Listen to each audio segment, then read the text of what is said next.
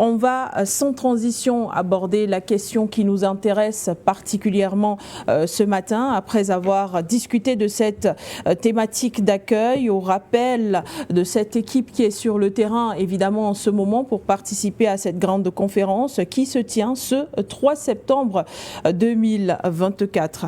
Docteur Sango Abdoulaziz Konaté et puis Habib Touré qui sera à nouveau connecté avec nous. Il y a une réunion qui s'est tenue du 25 au 29 août dernier à Tinzaouaten.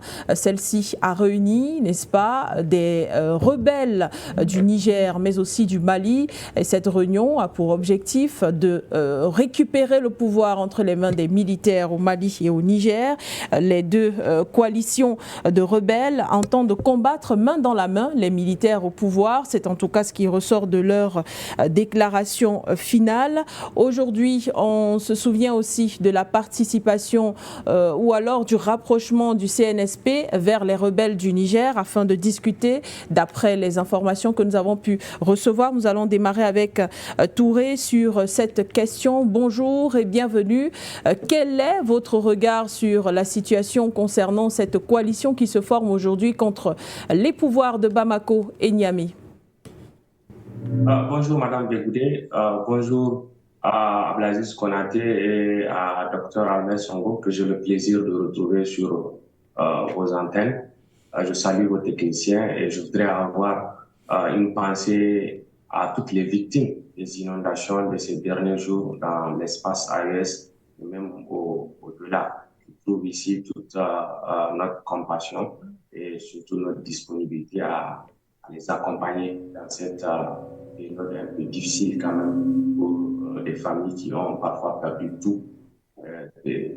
Merci pour votre question. En réalité, les deux groupes armés dont il s'agit n'est pas important ici, puisque c'est la conséquence de quelque chose. Il faut traiter la cause. Pour Tinzaouaten, déjà, les acteurs connus là-bas, c'est-à-dire les séparatistes maliens qui sont sur cet espace-là, après avoir été chassés de Kidal. Il faut rappeler aux téléspectateurs que ces Touaregs-là qui réclament cet espace sont d'abord des instruments utilisés par l'impérialisme français depuis le temps de la colonisation. Ces germes de division avaient été déjà installés dans cet espace-là.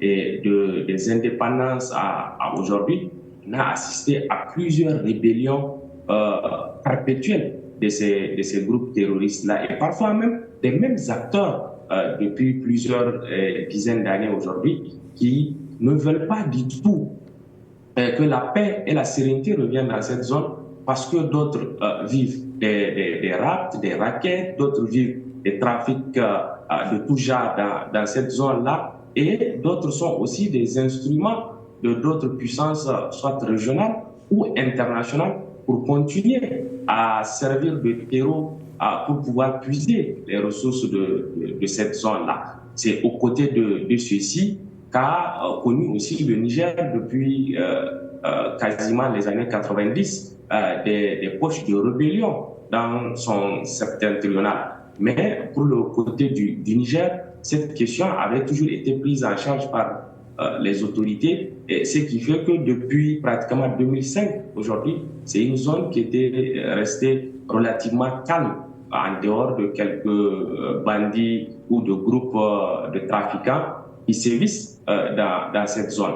Et à partir de 2011, tout est parti en vrille avec l'opération irresponsable de l'OTAN en Libye, qui a vu ce pays complètement dévasté, mais qui se trouve être aussi un pays qui était super armé, où les magasins d'armes avaient été ouverts et que tous les bandits de tout acabit du monde se sont rués sur ces magasins d'armes et se sont servis pour venir dans cet espace sahélien et continuer maintenant à les activités qu'ils opéraient déjà, mais surtout avec un nouveau rapport de force qui leur était favorable.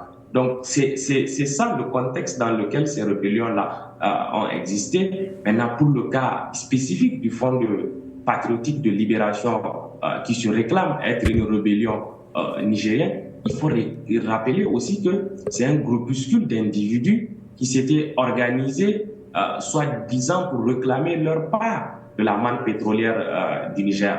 Et il y a quelques mois, ou sinon un an ou un an et demi, juste avant la chute de Mohamed Bazoum s'était entendu avec ce groupuscule d'individus-là, les a même reçus au palais présidentiel et a même commencé à partager quelques subsides de la République avec eux. Maintenant, ces acquis-là qui ont été compromises avec la révolution de 2023, notamment le 26 juillet, la prise du pouvoir de l'armée et l'accompagnement du peuple qui s'en est suivi. Et automatiquement, ces individus ont décidé de reprendre les armes contre la République, soi-disant pour exiger le rétablissement de Mohamed Bazoum et pour exiger aussi un retour à un ordre démocratique.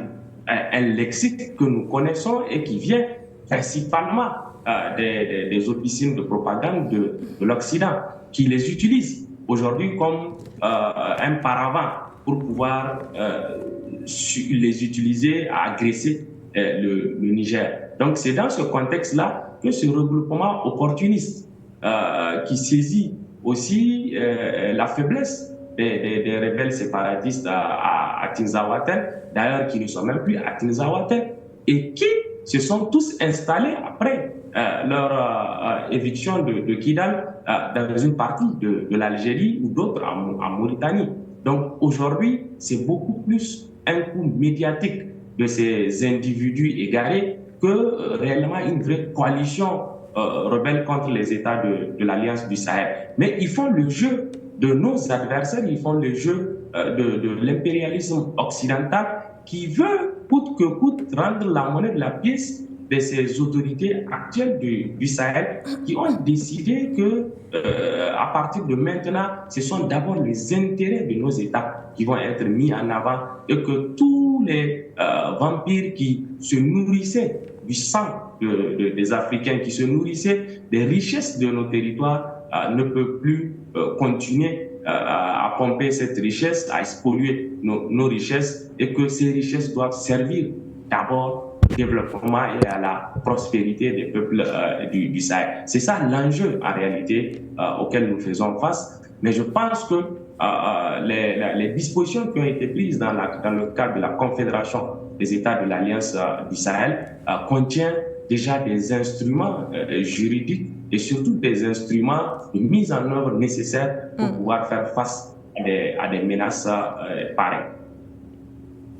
Merci Habib Aboubakar Touré pour ce premier jet sur la question. Docteur Sango, il reste quand même interrogatif une telle réunion après les attaques de Tinzaouaten justement et cet imbroglio qui existe aujourd'hui entre l'Algérie et le Mali, une telle rencontre de rebelles qui voudraient la partition, que ce soit du Mali ou encore du Niger, le retour à l'ordre constitutionnel et puis la libération de Mohamed Bazoum. Peut-on dire sans embâche que les pouvoirs du Mali et puis du Niger sont en proie à des velléités de déstabilisation certaines? Oui, ça c'est une certitude. C'est une certitude que depuis que ces États de l'AES ont décidé de prendre à main leur destin et de mettre en exergue leur souveraineté et en contrôlant leurs ressources naturelles et leurs matières premières, c'était que prévisible que les puissances occidentales impérialistes se réorganisent et modifient des stratégies à l'effet de torpiller et de briser cette dynamique révolutionnaire qui vise à terme la libération du continent africain. Je pense qu'il y a deux éléments paradigmatiques qu'on peut, n'est-ce pas, ici privilégier pour essayer de comprendre cette coalition de rebelles du côté de cette localité-là.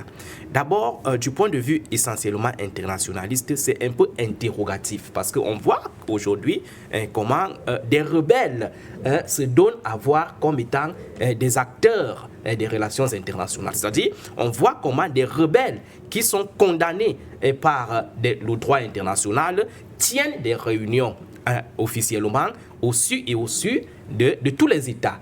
Aucun État ne condamne, aucune organisation internationale ne condamne. On voit maintenant qu'on est en train de donner le champ libre aux rebelles de porter les problématiques des gouvernements. Ça, c'est la première chose. Donc, je pense que cette façon de faire devrait être décriée dans la mesure où la gestion de la scène internationale et même des États sur le plan interne privilégie les mécanismes officiels. C'est-à-dire, si vous voulez devenir président de la République, vous devez, n'est-ce pas, privilégier les rouages officiels, s'engager en politique, créer un parti politique et porter des problématiques légitimes pour que la population vous donne le mandat. Or, on voit que ce n'est pas le cas avec ces rebelles-là. Les problématiques que ces rebelles-là défendent, les causes pour lesquelles ces rebelles-là travaillent sont des causes qui sont condamnées par le droit tant interne qu'international.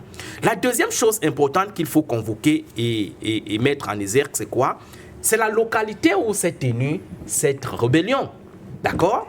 C'est très important aujourd'hui pour comprendre, n'est-ce pas, cette complexité qui s'opère dans cette sous-région. La localité, c'est laquelle? C'est au nord du Mali, frontalier au Nil et à l'Algérie.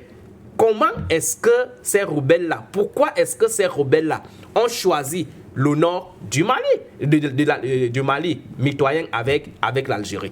Vous savez que récemment encore, face à cette fonction, à ce rôle ambigu que joue l'Algérie vis-à-vis de cette localité-là, l'Algérie a fait une sortie dernièrement pour dire qu'elle a eu à militariser sa frontière, à l'effet de la protéger contre les immixtions des rebelles, des terroristes et des Touaregs. C'était une communication officielle du gouvernement algérien. D'où vient-il donc que ces rebelles, qui sont considérés comme des rebelles, parce que c'est le nom qu'ils utilisent dans leur communication et bien d'autres informations, d'où vient-il donc que ces rebelles aient eu la licéité de tenir leur réunion dans cette localité-là sans que les autorités algériennes ne leur interpellent? Parce qu'on peut comprendre que le nord du Mali n'est pas encore entré sous l'autorité, n'est-ce pas, ou la contrôlabilité totale du gouvernement malien. Le gouvernement malien est en train de lutter pour ça. On peut comprendre que cette localité-là n'est pas encore sous son contrôle. Comment donc ces rebelles-là ont pu tenir leur réunion dans la quiétude, dans la paix, sans que les autorités ou les soldats algériens à la frontière de cette localité ne les interpellent? Ou alors ne contactent le gouvernement malien pour leur dire que voilà ce qui est en train de se passer dans notre frontière. Donc, il y a là une sorte d'ambiguïté, une sorte de manque de sincérité des États frontaliers aux États de l'AES qui cause problème aujourd'hui. Parce que si ce n'est que pour des rebelles et les Touaregs, là, c'est connu déjà que c'est des instruments qui sont utilisés par l'impérialisme et la colonisation. C'est déjà connu. Mais le problème et la problématique qu'il faut aujourd'hui mettre sur la table et qui pousse à s'interroger, c'est le mauvais jeu des États frontaliers qui n'arrivent pas à faciliter la tâche aux États de l'AES. Dans cette logique, on peut donc répondre à votre question que les États de l'AES sont en proie à ces rebelles, n'est-ce pas, dans cette sous-localité. Mais je pense que ce n'est pas parce que cette situation est complexe, que cette situation est difficile, que les États de l'AES devraient baisser les bras. Je pense même que c'est l'occasion pour eux de multiplier les efforts pour neutraliser et mettre en difficulté ces rebelles et leurs acteurs qui sont les puissances internationales dans leur illégitime cause qu'ils sont en train de lutter. Parce que cette coalition-là, sur le plan stratégique et opérationnel, montre déjà leur faiblesse.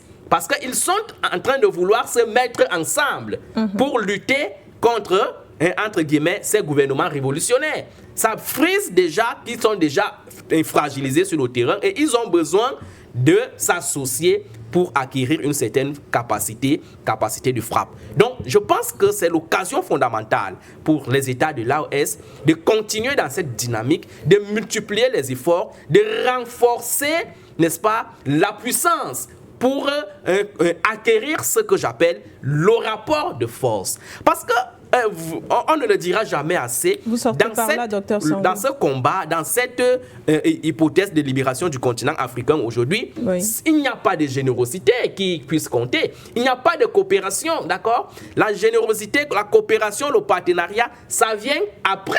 Il faut d'abord mettre en avant le rapport de force qu'on devrait imposer à ces rebelles-là pour qu'ils comprennent qu'ils n'ont pas droit de prendre les armes contre un gouvernement légitime. Donc, c'est une situation complexe qu'il faut analyser avec des hypothèses aussi complexes dans la mesure où c'est compliqué parce que les États frontaliers, les États environnants sont encore dans la duplicité, la rapacité et même la cruauté. C'est quand même pathétique et même tragique parce qu'on voit que nous sommes en train de revivre l'histoire de la déstabilisation du continent africain qui a toujours réussi justement parce qu'il y avait le manque de ce qu'on a appelé la solidarité africaine, la crise de la solidarité africaine, la sincérité des États dans la lutte contre le terrorisme. C'est ça qui nous rattrape aujourd'hui. Tant que les États africains ne comprendront pas qu'ils ont un seul ennemi, n'est-ce pas, contre lequel ils devraient faire face, l'Afrique restera toujours secouée par ces tentatives, voire ces velléités de déstabilisation des puissances occidentales. Merci Dr Sango pour cette lecture. Abdulaziz Konaté, on rappelle que ces deux coalitions sont donc du Mali et du Burkina Faso. Du côté du Niger, à leur solde, il y a par exemple la responsabilité du sabotage du pipeline nigérien qui devrait acheminer le brut du côté du port de Sémé et une attaque ou plusieurs à Agadez contre les forces de défense et de sécurité du Niger. Ce sont, Abdulaziz Konaté, des rebelles, comme on préfère les appeler aujourd'hui, qui préparent apparemment un projet contre les autorités au pouvoir, que ce soit de Bamako ou encore du Niger. Mais aujourd'hui, quelle pourrait être la portée d'un tel projet ou encore la puissance de telles réunions, de telles coalitions de ces rebelles-là face au pouvoir de l'AES? Madame Begoudé, il me semble que, tel que l'a décrit tout à l'heure Habib Touré, ce sont des projets qui sont voués à être reclassés simplement au banc de l'histoire, parce que ça n'a aucune incidence réelle sur le développement actuel de ce qu'est en train d'impulser justement la République du Niger ou alors l'État du Mali. Mais il faut savoir une chose, c'est que tous ces événements que nous sommes en train de vivre actuellement sont consécutifs à une annonce qui avait déjà été faite justement par cet hégémon impérialiste, notamment la France, au travers de son ancien chef d'état-major d'abord, général Lecointre, et le nouveau, qui est arrivé actuellement, monsieur, je crois, Birham ou Dirham ou un truc comme ça. Et vous allez vous rendre compte que entre le discours de M. Lecointre et la dernière réunion de l'école de guerre économique de Paris, il y a effectivement des éléments de réponse dans ce que nous sommes en train d'observer actuellement sur le terrain du côté du Sahel. Parce que vous avez déjà, bien évidemment, le premier, notamment M. Lecointre, qui vous avait annoncé qu'il compte revenir sous moins de 10 ans, justement dans ces zones-là, soi-disant de guillemets, et j'encadre cela, pour aider les pays africains, fussent-ils militairement parlant. Vous avez l'école de guerre économique qui a posé toute une réflexion, indépendamment du rapport qu'ils ont produit. Il y a une réunion qui s'est tenue il y a moins de 2 semaines, 2-3 semaines, ou encore, effectivement, il était question justement de les nouvelles techniques, les nouvelles méthodes d'approche que devrait avoir justement la France sur les territoires africains, les colonies africaines, notamment le Sahel. Il n'était plus question d'avoir une présence militaire importante, mais il faudrait maintenant beaucoup plus investir dans le soft power, la communication, travailler avec des agents locaux qui sont sur le terrain, impliqués, davantage des agents locaux sur le terrain, travailler davantage sur l'aspect culturel, bref, tout ce qui pourrait permettre d'inverser la tendance qui se met en place, bien évidemment, contre leurs intérêts. Ça a été le gros de ce qui s'est fait en termes de réunions stratégiques, n'est-ce pas, au travers de l'Élysée, pour pouvoir effectivement dérouler le plan de retour ou de reconquête déjà de ces espaces à forte connotation, il faut quand même le rappeler, de matières premières. Et donc, on n'est pas surpris quand on sait, encore une fois de plus sur vos antennes ici, il me semble qu'il y a quelques mois en exclusivité, on rappelait quand même que la CIA a introduit 10 000 agents du côté, bien évidemment, dans les zones frontalières à l'AES. Il y a 10 000 agents qui ont été introduits par la CIA et qui sont formés pour perpétrer un certain nombre d'attaques et de sabotages. Quand vous caracolez donc toutes ces informations, et que vous voyez plus ou moins les revendications qui sont en train d'être faites par les pseudo-rebelles, ne trouvez-vous pas qu'il y a quand même des points de concordance qui se lient? Vous allez vous rendre compte qu'il y a déjà 2 États qui sont ciblés, le Niger et le Mali. Pourtant, il y a le Burkina au milieu, mais qui, lui, ne représente pas forcément un gros morceau. Donc, là où le gros des intérêts se font actuellement, notamment au travers du Niger, avec la perte déjà de l'uranium, notamment par la société Orano, et bien évidemment de cet important marché juteux, il faut pouvoir couper l'herbe sous le pied. Et donc du côté du Mali, évidemment, là où les importantes réserves d'or et de toutes ces autres matières premières dans la fameuse zone dite d'Azawad, où ils ont pensé en 2021 dans un imaginaire, une indépendance imaginaire qu'ils ont créée en 2021, avec la bénédiction bien évidemment des forces internationales en présence, sont eux, comme par extraordinaire, ressurgissent des fonds baptismaux pour pouvoir effectivement, n'est-ce pas, mettre en difficulté la concordance, la cohérence qui est en train d'être mise en place par l'État malien. Quand vous faites des rapprochements de ces situations, avec bien évidemment les informations que nous avons reçues quelques mois en avant, au jour d'aujourd'hui, nous avons la chance que aujourd'hui, puisque la communication est finalement ouverte et que rien ne se cache plus, il est facile de faire des rapprochements. Et très certainement, ces États-là ont déjà fait ces rapprochements-là. Maintenant, la question est de savoir comment est-ce que ces États comptent réagir face à ces données et ces informations qu'ils reçoivent, justement, et qui ne sont pas les fruits du hasard.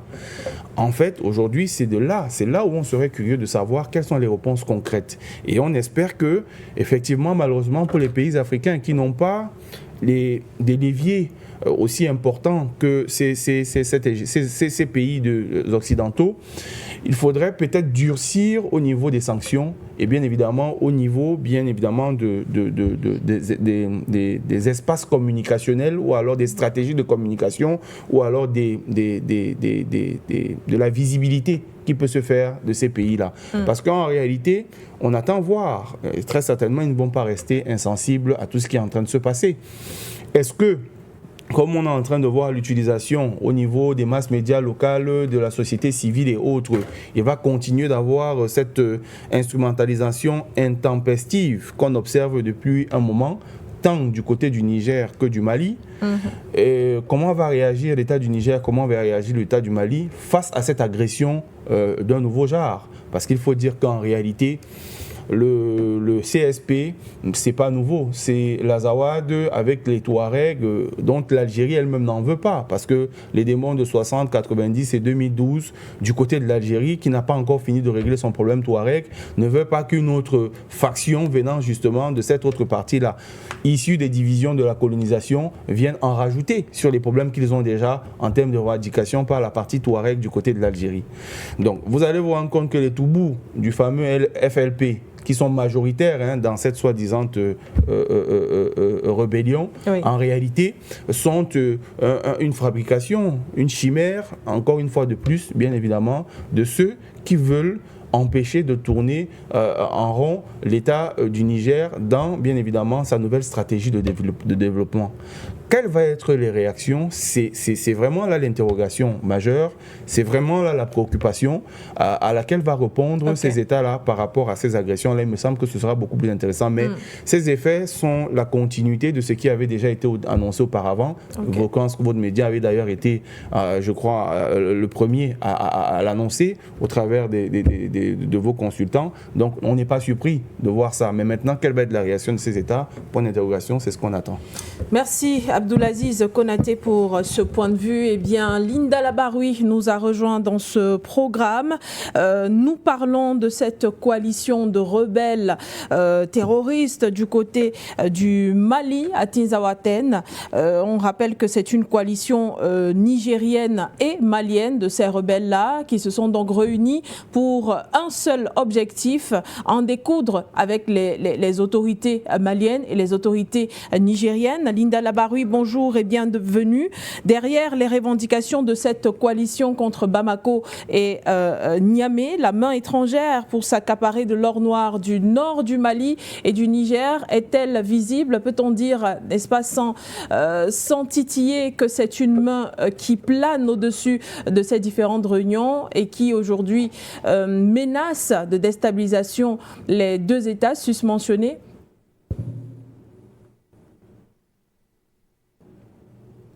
Madame Labaroui, est-ce que vous êtes là?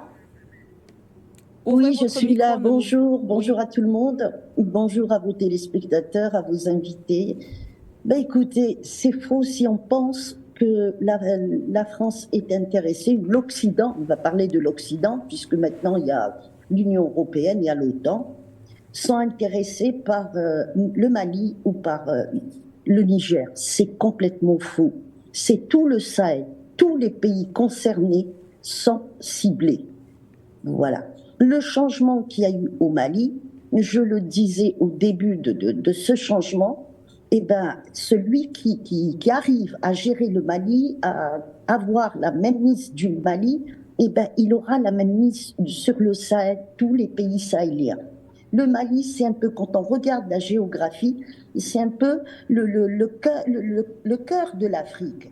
Après, vous avez le Niger. Le Niger, ça a toujours été un territoire où transitent des ethnies, où transitent les tribus.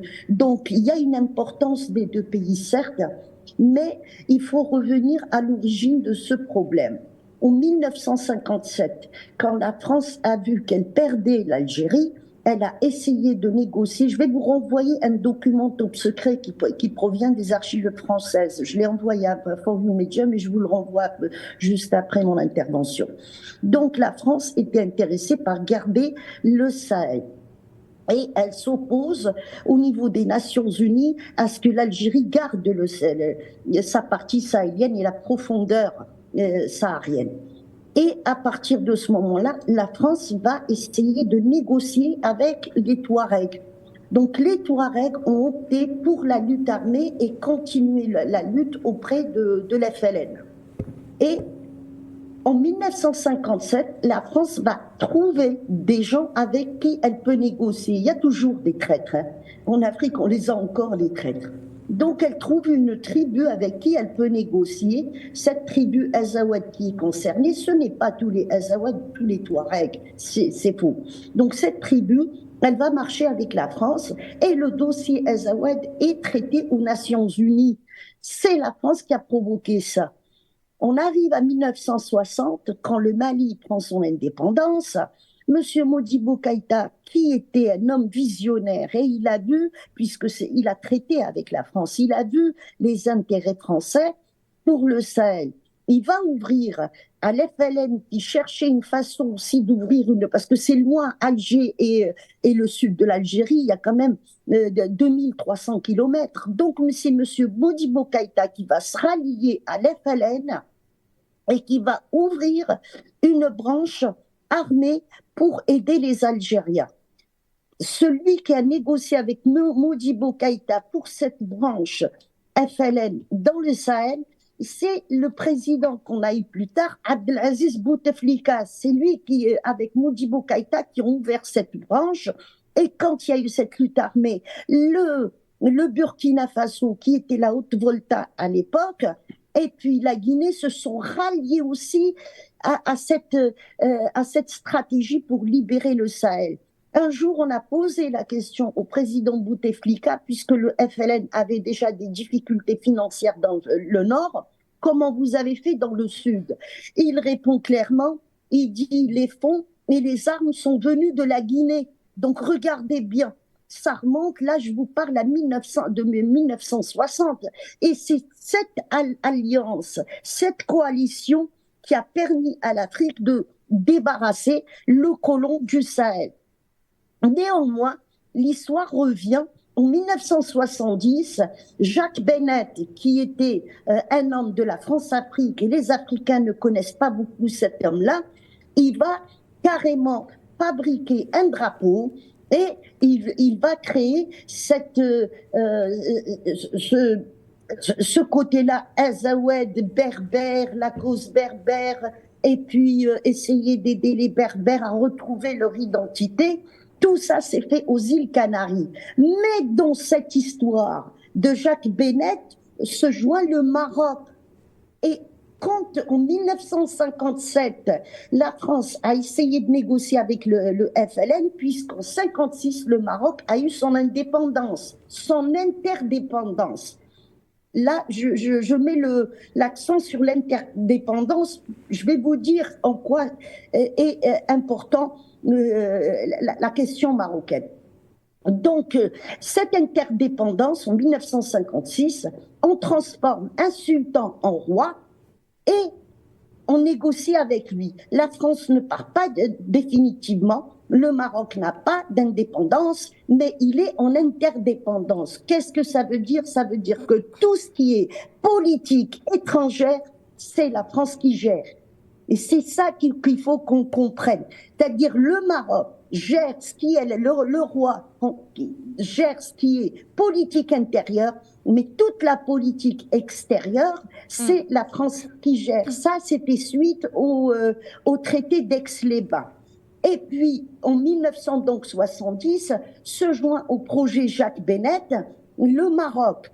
On va retrouver plus tard, et les archives aussi états-uniennes par rapport au Sahara occidental, je les ai envoyées à votre télé. Donc, on peut les retrouver sur Internet, ils sont sur Internet. Et puis, donc, en 1970, l'Espagne rentre en jeu, les États-Unis aussi, on commence à négocier avec Franco à l'époque. Il était déjà malade. On attend 75, une fois que Franco est décédé, là, on va faire une espèce de mascarade. Et ça faisait 2 mois qu'il était mort quand il y a eu la marche verte. La marche verte, donc, c'est le Maroc qui l'a organisée, mais en réalité, c'est une politique étrangère, c'est la France qui l'a organisée, cette marche verte. Et on va occuper le Sahara occidental, qui joue un rôle aujourd'hui très important par rapport à la déstabilisation du Sahel.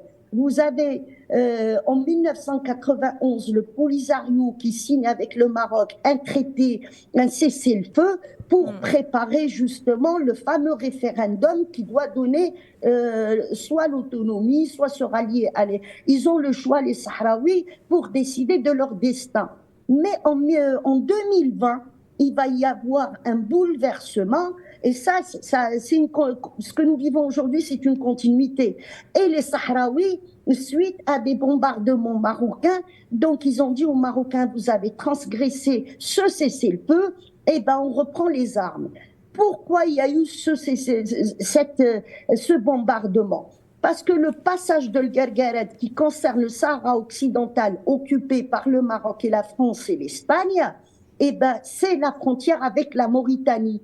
Et les armes, la drogue, la traite aussi des humains, parce qu'on n'en parle pas de ça aussi. Il y a encore l'esclavage, je vais y revenir. des Noirs africains ou des subsahariens. Actuellement, il y a un gros scandale au niveau des pays arabes. Donc le passage de l'Guergueret permet de faire tout ça, de déstabiliser le Sahel.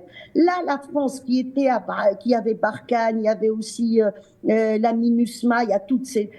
rentre en jeu et ils vont faire continuer à essayer de déstabiliser, d'armer des personnes, réveiller les Azawad. Il y a tout ça qui rentre en jeu parce que le passage de l'Guergueret est devenu dangereux. On ne pouvait plus rien faire rentrer par là. Les Sahraouis, eux, avaient repris les armes. Et la déstabilisation. Donc, quand je reviens à ce que j'ai dit au départ, le Mali a une importance. Par rapport, quand le Mali a commencé à se libérer, qu'est-ce qui s'est passé? Une révolution aussi qui se lève au Burkina, où les gens ont commencé à faire opposition à ce que des convois français passent ou des convois même otaniens passent, tout ça, parce qu'il n'y avait pas que les Français, des Allemands, donc ils s'opposent, et puis là, le Burkina, un renversement, un bouleversement, et il se rallie au Mali. Vient le tour du Niger, et franchement, pour moi, c'était une grande surprise. Le Niger, le dernier bastion qui devait tomber, mais la France y tenait, elle y tenait réellement. Vous sortez pour l'uranium, pour les richesses. Pardon? Pour les richesses, mais je vais vous dire où est le point. Le Niger, comme c'est une terre de passage, c'était la seule porte ouverte. Le Nord Niger, c'est difficile de gérer parce que c'est le Sahel, ce n'est pas le Sahara. Toutes les armes qui venaient par la Libye, tout ça, le transit d'êtres humains, les Soudanais qu'on emmène jusqu'au Maroc, qui se retrouvent actuellement esclaves en Arabie Saoudite, aux Émirats Arabes. C'est pour ça que je vous dis un scandale par rapport à la traite humaine. Donc le Niger devient plus important que tous les autres pays. Il fallait le protéger, la France n'a pas réussi. Donc cette coalition, je viens d'expliquer l'importance de chaque pays. Cette coalition, si elle résiste, et j'espère que cette coalition va résister, elle fera tomber tout ce qui est élément étranger dans le Sahel. C'est ça l'importance des trois pays. Donc aujourd'hui, bien sûr, il y a le terrorisme qui frappe, et ça, je l'avais prédit. J'ai dit attention, par rapport à des données que j'avais, par rapport à des groupes qui bougeaient, par rapport aux armes qui ont été déversées et qui, au début de la guerre en Ukraine, j'étais la première à dire attention sur les chaînes télé, attention, il y a les armes qui vont en Ukraine sont vendues pour l'Afrique, et c'est les Émirats arabes qui transportait ça. Ça, ce que je dis, c'était il y a 2 ans. C'est un journaliste soudanais qui avait fait une investigation et qui a dénoncé, mais par contre, il ne pouvait pas faire passer le mot. Donc aujourd'hui, ce sont tous les pays sahéliens qui sont ciblés. L'Algérie également. Donc, on ne peut pas dissocier tel pays ou tel pays. Moi, ce que je vois pour qu'on puisse s'en sortir, c'est que tous ces pays doivent se mettre ensemble pour mettre une vraie stratégie en place, une véritable stratégie. Mais faut-il encore que ça soit des armées conventionnelles qui concernent chaque pays? Il ne faut pas qu'il y ait de forces étrangères. Les étrangers sont nocifs pour nous. Il y a des intrus, il y a des Madame espions. Labaroui. Voilà. Merci infiniment Madame Labaroui pour ce premier jet dans cette émission. On a affiché les codes d'accès pour...